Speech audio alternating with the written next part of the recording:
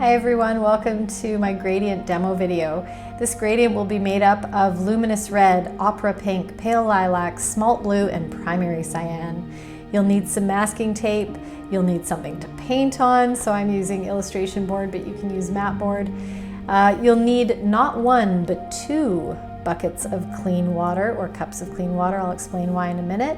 And I have a 3/4 inch flathead brush. You'll also want a palette. I found this in the recycling bin, that's perfect. And here we go. Oh, wait, before we put our paint in the palette, we need to mask off our dimensions. Today we'll be reproducing a painting that I did. I really love this gradient, so I'll show you how I did that gradient. And then in the next video, we'll add the landscape and the greenery and the castle and all that stuff. Okay, so putting the paint in the palette, I'm going to put 3 little dollops, I love that word, dollops, 3 dollops of each color in the order that they will be in the gradient. So it starts with the Luminous Red, and then it goes to Opera, which is a hot pink.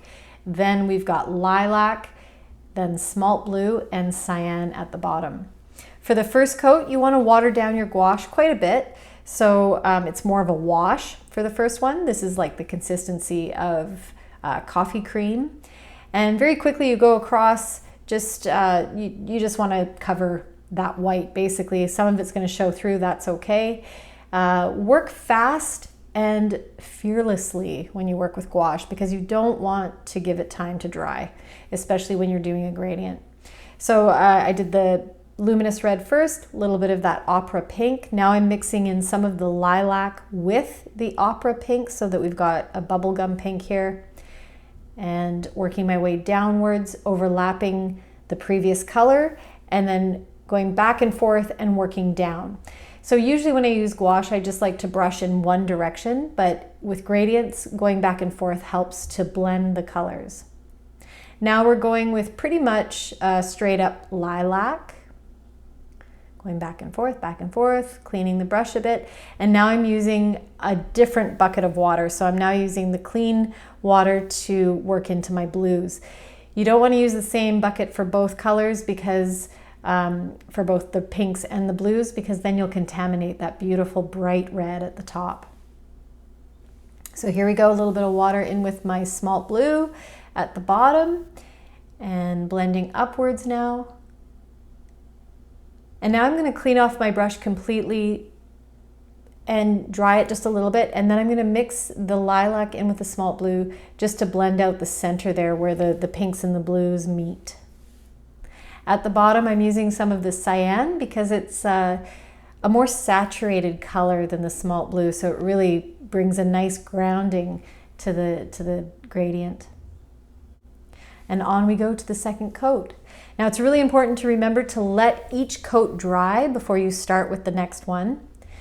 And this is acrylic gouache, so it will not reactivate, which is a great quality of acrylic gouache. I'm using the brand Holbein because they have wonderful colors. And we're starting with the Luminous Red at the top. And I do recommend starting from the top and working your way down with a gradient. You know, when you get to the bottom, you're going to start sort of going back upwards to blend, but it is much easier than going upwards all the way. And this time I'm using slightly less water, so now the gouache is at the consistency, I would say, of more like unwhipped whipped cream. The other thing you want to remember is you want to make sure that your colors are really blended on the palette before you put them down into your gradient, so that'll help create a smoother transition between colors. You won't have streaks.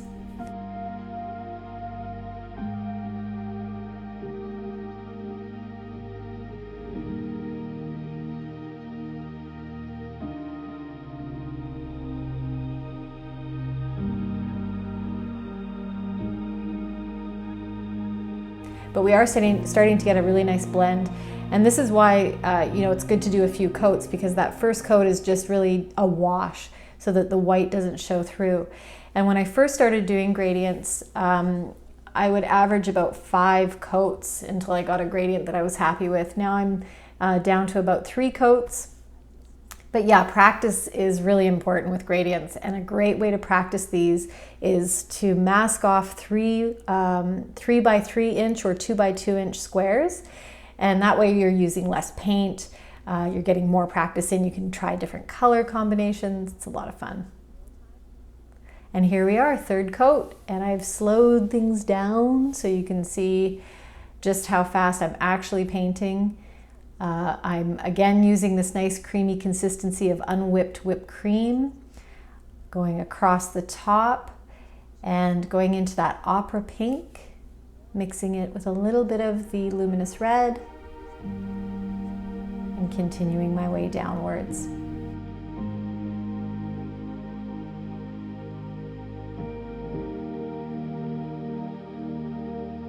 Now you may find that when you're finished, after you do, 3 or 4 coats, you might not be thrilled with the outcome. You might think, oh, it doesn't really look very blended, or it's a little bit streaky.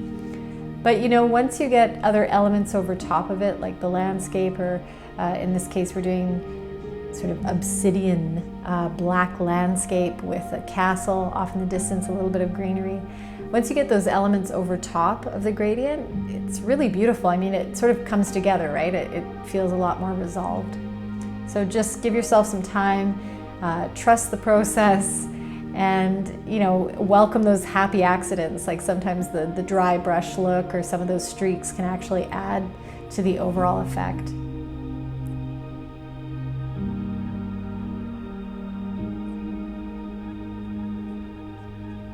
So just about wrapping up here, and you can see that the pressure, I've sort of have a softer hand now, but I am making sure that I press hard enough that those colors are blending. Now don't forget to subscribe so that you'll know when the next video comes out, when we add our landscape, greenery, and that castle off in the distance. Until then, have a lot of fun, do a lot of experimenting, get messy, and I'll see you soon.